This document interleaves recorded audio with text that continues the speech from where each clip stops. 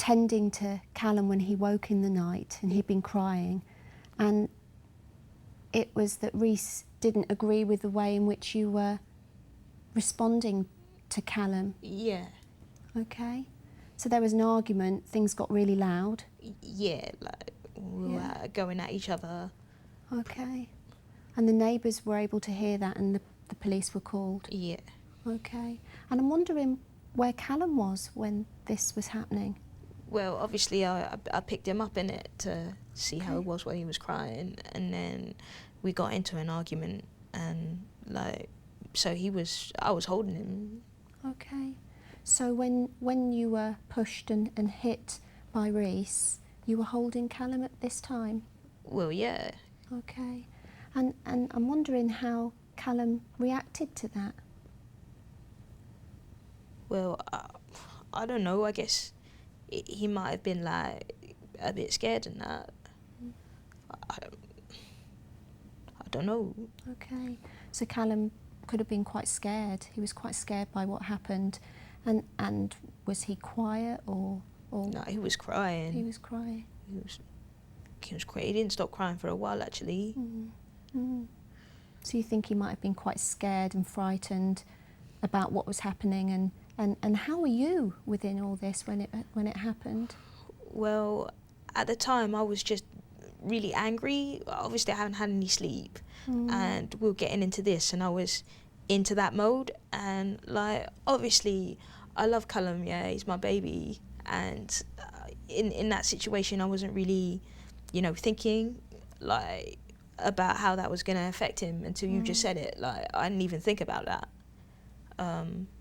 So I don't know what really he's going through, but I wouldn't want to put my child in that kind of situation again, I guess. Okay.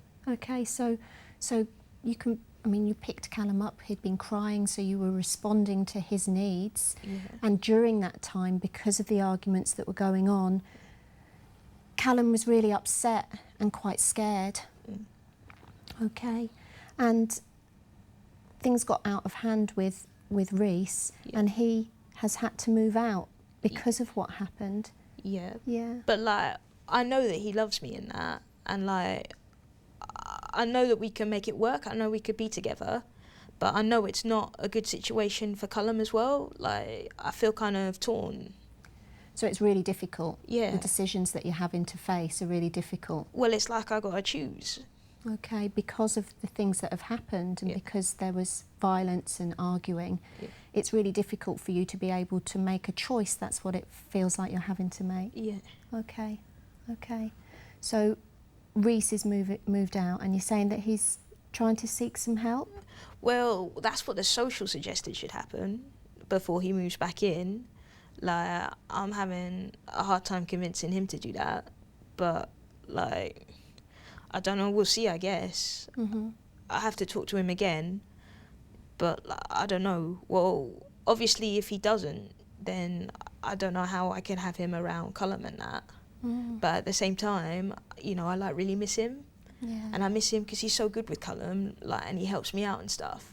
Like being tired as well, and just it feels like I'm alone. Okay, so this has been a really difficult thing that's happened. You've got all these conflicting emotions, all this stuff going on for you about mixed feelings.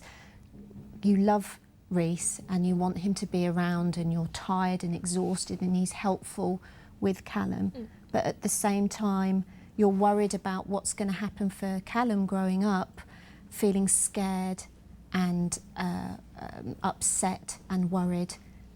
Yeah, and how that might impact on him. Yeah. So as a mum, you're feeling you need to put Callum's needs first and to be able to keep him safe. Yeah. Okay. And that's important. Yeah. Well, obviously I wouldn't want a situation like this to happen again. Okay. Like, obviously, like, for me growing up with like a single parent and that, obviously I would want a father figure in Callum's life, but like if that's not possible, or if that's going to put him in danger, then obviously if I have to do it by myself, I'll do it by myself. I mean, I turned out okay, I guess. So from your experiences growing up, you recognise that being a single parent and being there and being available for your child is something that you can do. Yeah. In the scenario, the nurse did really well to engage with the client first before addressing the issue. Then she raised the subject sensitively and then used a guiding style which enabled her to step back and give the client the space to come forward and explore what happened, how she felt about it, what the experience of the baby was of this violence, and therefore what this means for herself and her baby in terms of what kind of decisions she was going to make.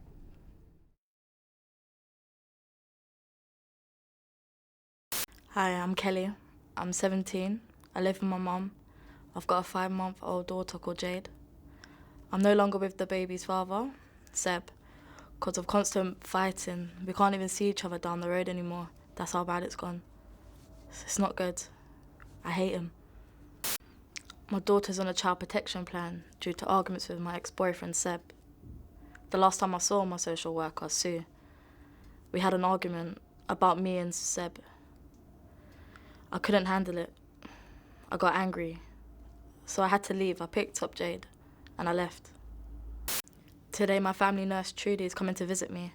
I've known her since early pregnancy. Just have to see what happens today. Okay, Kelly, so we've done some reading to baby, which is what we plan to do today. How did that go for you? All right? Yeah. Yeah? There was one other thing, if that was okay, that I just wanted to raise with you, and that is your conversation you had with Sue, your social worker, this week. What's that got to do with you? Did she didn't tell you she was going to give me a ring? No, she didn't. Yeah, well, she rang me to let me know that she'd seen you, and she let me know a little bit about the conversation that you'd had with her. What's that got to do with you? Well, she did say she was going to give me a call. Did she? No, Did she didn't not tell mention me. that? No. So that's not too good for you, is it, to hear that? No, it's not. You feel quite cross about it? Yeah. Well, it's unfortunate that she didn't tell you that she was going to ring me. My understanding was that she was going to let you know that she called me. Okay. What did she say? She said that she'd had a conversation with you about Seb. You know, the incident that you had with Seb in the high street the other week. Well, us shouting. Yeah. And that she'd also had a chat with you about Jade. About me picking her up by her wrist. Mm, They didn't mean yeah. to do that. It wasn't supposed to be like that. But I wasn't thinking. I just wanted to get out of the room. I didn't want to listen to whatever Sue was saying anymore. So you were feeling really unhappy and Yeah, a quite bit. stressed, were you, from what she was saying to you? Yeah. She's not understanding how it is to be bringing up a child without having the baby's father looking after it. Mm. It's hard. It can be very lonely on your own. Yeah. Mm. And it's really hard work. Yeah, it is. And you've got a lot going on, haven't you? Yeah. And you felt that she kind of wasn't understanding. Yeah. Mm. That's why I flipped out. But I didn't mean to hurt Jade. I just wanted to get out. Kelly, is it okay if we have a bit more of a chat about that conversation you had with Sue and about your handling of Jade? Is that all right with you if we... I know it's not easy and it's not an easy thing for you to think about and talk about, but would it be helpful for us to sort of think a little bit more about how you were feeling? Yeah, it's fine. Yeah? It's just... I didn't know that I was gonna hurt her. I was just annoyed. The fact that she keeps talking to me like I'm a child. So she was talking to you as if you were a little girl, Yeah. you felt. And that made you feel quite frustrated or Yeah. cross? And what else was she saying? That how you shouldn't be picking up Jade like that. You should pick her up by her belly. Well, not her belly, the sides of her. Mm-hmm. But obviously I wasn't thinking at the time, and she kept on going on Yeah. and on about it. Yeah. So you didn't have your mind fully on Jade at the time? No. Your mind was on the Seb. conversation you'd had with her about Seb? Yeah. Because that winds you up a bit, doesn't it, when you think about Seb? Because he makes you quite angry. Yeah, he does. So it must have been quite a difficult conversation for you to hear before you even went to Jade. Yeah. Yeah. That's why Sue made me flip out. She knows what she's doing. But she don't understand that I can't handle talking about it. Mm. It's a really difficult place for you to go, isn't it? Yeah. What do you think, what do you imagine may have been going through Jade's mind at that time? I don't know. When you look at her now, what do you think she would be saying to you? Just don't pick me up by my wrist again, I guess. What do you reckon she may have been feeling or thinking? I know it's difficult because she's only a baby, but what do you imagine she may have been? I'm guessing scared. Mm-hmm. Like, she didn't want to get picked up like that. It must have hurt. Mm. But I didn't mean it. No. And you didn't think at the time how Jade may have been feeling. No. But now you've got time to reflect I and need think to about focus, it because yeah. you're not feeling so stressed and emotional. And you can think about it in a different way. Yeah, I just need to Yeah. focus on how she feels more than how I feel. Yeah. Yeah. And you are able to do that, as I've seen Yeah. you do that lots of times, and you have some lovely interactions with Jade. You can look back on that and think, well, maybe that's a learning for you, isn't it? Yeah. Rather than something to remember in a negative, bad way. Mm. Mm. So where has that kind of left you now, thinking about that Just- conversation? I need to focus on her Yeah. and just try and control my anger. I don't want to hurt her. Mhm. Mhm. I don't want her to have the same relationship as I have with my mum. Yeah. I want us to be close. Yeah. And what do you think that closeness would look like? Just happy Yeah. and having trust. Yeah. Yeah. Because that's important. Mm. And that's important to you to feel that trust and that Yeah. happiness. Yeah. What else do you think that being a good mum or having that good relationship would look like? Just happy. Mhm. I don't really know. I don't really know how good relationship feels like. Yeah. I've never been in that. But hopefully it Yeah. feels good. Yeah. It's difficult to put the words to a feeling, isn't it? Yeah. Mm. But when you're happy, can you think what that feeling might, where you feel that feeling, or where? Just that- warmth. Yeah, it's a warm Yeah. feeling, sort of a cosy feeling. Yeah. Yeah. And you have that feeling with Jade sometimes. Yeah. Mm.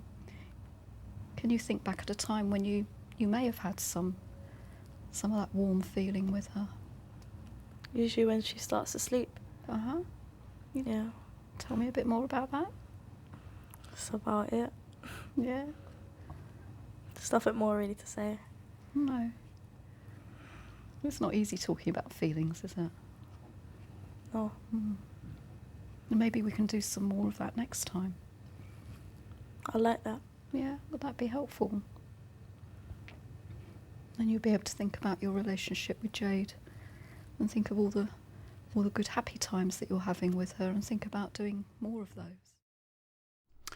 It's very easy with safeguarding issues to become anxious and to use a directing style, or as we call it, the writing reflex, in which you try and solve the problem for the person by pointing out to them what the problem is and what they should do about it. And the unfortunate outcome of this is that the client can get to feel anxious, perhaps even cornered, and minimize the extent of the problem. And what we see here in this clip is an effort on the part of the practitioner to use reflection and to engage quite rapidly with the client and come alongside them adopt a neutral tone and a guiding style to help the clients explore what the difficulty is and how they might handle it differently.